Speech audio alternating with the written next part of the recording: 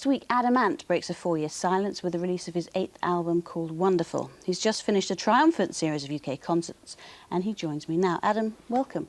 Thank you. I suppose the question is, where have you been the last 4 years? Where have I been? I've been living in America. I went to live out in Hollywood and seen quite a lot of acting out there.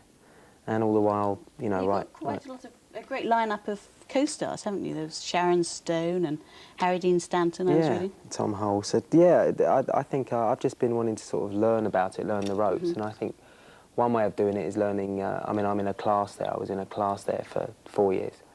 But also to work with good actors, you know, you learn a lot watching people of that experience, and I think that's what I went there for, was to get the experience. Why did acting appeal? Because you'd done exceptionally well over here in the music business, and presumably over there. Well, I think it's stretching yourself as a performer, and I think it's, you know, I love doing music so much. I was doing it for so long, non-stop, about 8 years, that I needed a bit of a break and a diversity that would still allow me to tune up as a performer. And I'd always been intrigued and a big movie fan, so I think that's enough to get you involved in something. And I suppose, looking back over your career, particularly your musical career, you've always had quite a theatrical tendency, haven't you? Yeah, I suppose so, yeah. It's sort of quite historical. I liked history at school, so I tended to use that when I got an opportunity to make videos. And I went to art school, so I'd done a film course, so it was quite easy for me to embrace the medium. But I soon discovered out in LA that doesn't really mean anything at all when you're going out for a movie, because there's you and a script and 80 other guys are probably better equipped to do the role than you. So you have to, you know, you have to sort of compete, and it was a good discipline to learn. Did they know you? I mean, did they, when you got off casting? Some of them, but not a lot of the casting directors. I think they're too focused on their film is all that matters to them at that particular moment in time. So you just go in and you know, you read against other actors. In which case, it must be quite a humbling experience, isn't it, to having gone from the top of one particular field right down to the bottom of another? Yeah, I think it's. I think it's just quite refreshing, because you actually, you know, gather up the parts of yourself that actually make you very self-reliant and actually got you possibly as far as you may have got in one field, because suddenly you don't have those things to draw on. But it was a very intriguing and quite an adventurous time, and I think the good thing about it is that you can use it forever. You can use the experience forever. Such as coming back to music, I feel, you know, I've never really stopped writing lyrics ever. I've never really stopped being a musician. But it's, you know, it's nice to be away from something, because then when you come back into it, you have at least had the chance to appreciate it for what it offers you. Sure, yeah. You know. Now, the comeback after 4 years, why have you decided to release an album now? Well, it's been in the pipeline for quite a long time, and I did in fact release an album between this album and my last album called Persuasion, which got caught in a kind of boardroom decision, and I was unable to bring it out. But this... Because your last album was what, 1991? 1991, yeah, Manners and Physique. Yeah. Well, after that sort of disappointment, I pretty much, you know, just went back to the drawing board, and Marco and I began work on this album, and we wanted to really diversify, and we wrote the songs acoustically and electrified them. So it's and it's quite a personal album. It's quite you know, lyrically I was able to dig deep and come up with something I'd not really approached before. So it's quite a personal album. And did you brace yourself for the comeback trail? Was it tough to relaunch yourself? Well, I think every time, you know, if you're not in the public eye all the time, I think every record's a comeback record. You know, I think if that's what it's got to be, it's got to be. I just look at it as the next record. I think the thing to do is to continue to make records. Did you miss being in the public eye? Not really, no. I think you have your fair share of that. Actually, you had quite a bad time with it, didn't you? I was reading about a fan or something you were stalked by. Yeah, it can get quite extreme. Sure, yeah. But that was an experience that, you know, I think you tend to feel that the price is too high with that. Yeah. But you know, having got over that now, I feel that you know, it's just being a performer, being you know, creative, that matters, and getting your work out. That's the most important thing. And are you still enjoying it as much? Yeah, I enjoy it probably more now than ever before. you know, I tend to look at things and have more time. I demand more time with the work. I demand more time, you know, when I'm actually doing it, which I don't think I'd experienced to do before, but now I do. What do you think you learnt from the 80s? What have you carried with you? I think to just make your dreams a reality, you know, to really not ever think, not ever to think that what you're doing is any less or any more than anyone else, you know. But the fact that anything can happen, it's pretty much a visual medium. The 80s opened up a whole visual side to music that wasn't really there before. But you were partly responsible for that, though, weren't you? Yeah, oh yeah, I was involved in the early part of it. But as I say, the 80s was a time when I think that that was in its infancy. So I, you know, I feel that it gave people a chance to sort of all over the world. It made music very accessible. So I think in a way it's making music very accessible still.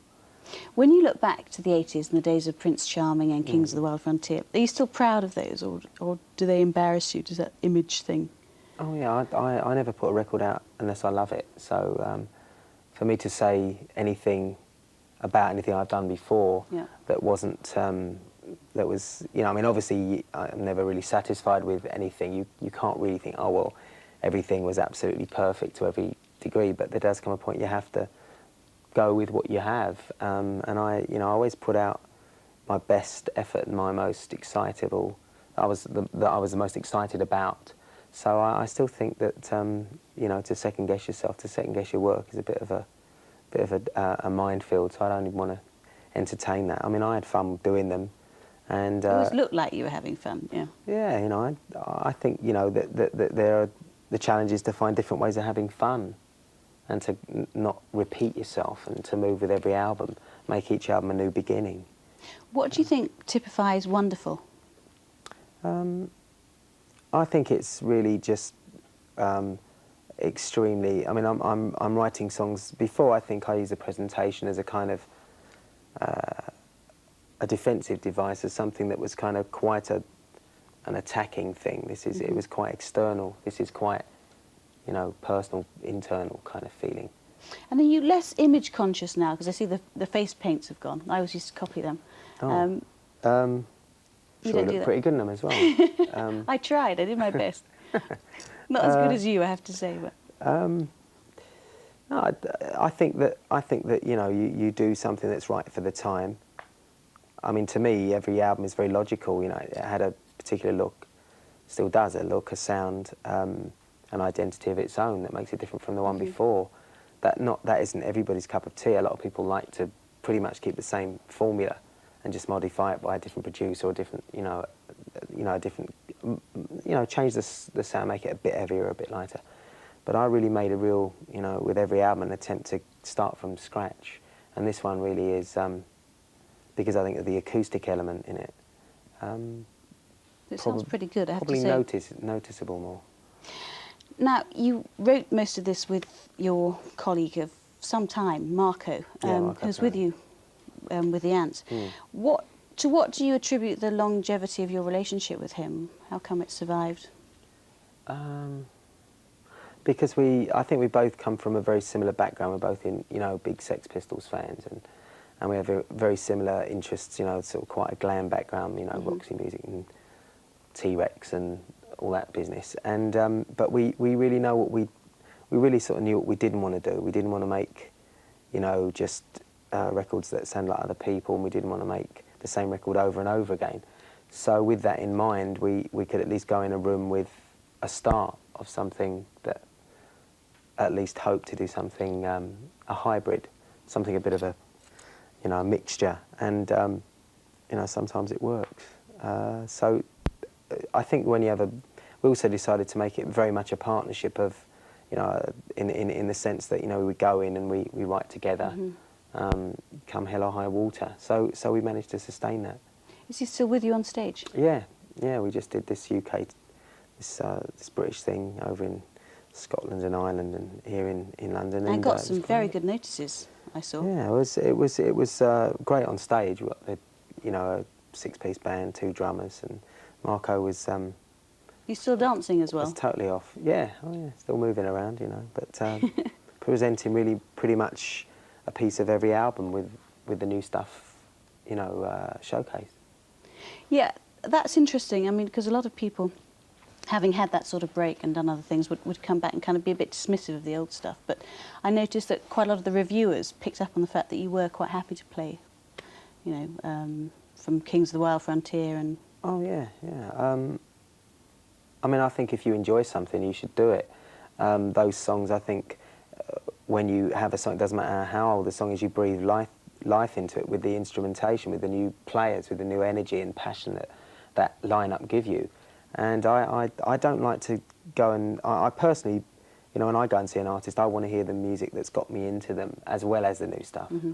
And we played, you know, 5 tracks off the Wonderful in amongst the new, in amongst the old stuff, as well as, you know, doing a cover of a T-Rex song. So it pretty much was hopefully a nice blend of everything, where, you know, even the songs people knew or thought they knew was played pretty much in a very updated manner by people that really gave it 100%. And just briefly, what next? Well, next I'm going to be working on another single from the album, probably be Gotta Be a Sin, and then make a video for that. Then I'm off to America for about 8 weeks, do a tour there, and then I'll come back and do some more here. And there's a film out with Debbie Harry? Yeah, there's a film called Drop Dead Rock that I did just before Christmas in New York City, and that'll be out hopefully this year sometime. I look forward to it. Thank you. Looks like being your year, Adam. Thank you very very much for coming in. Thank Cheers. you.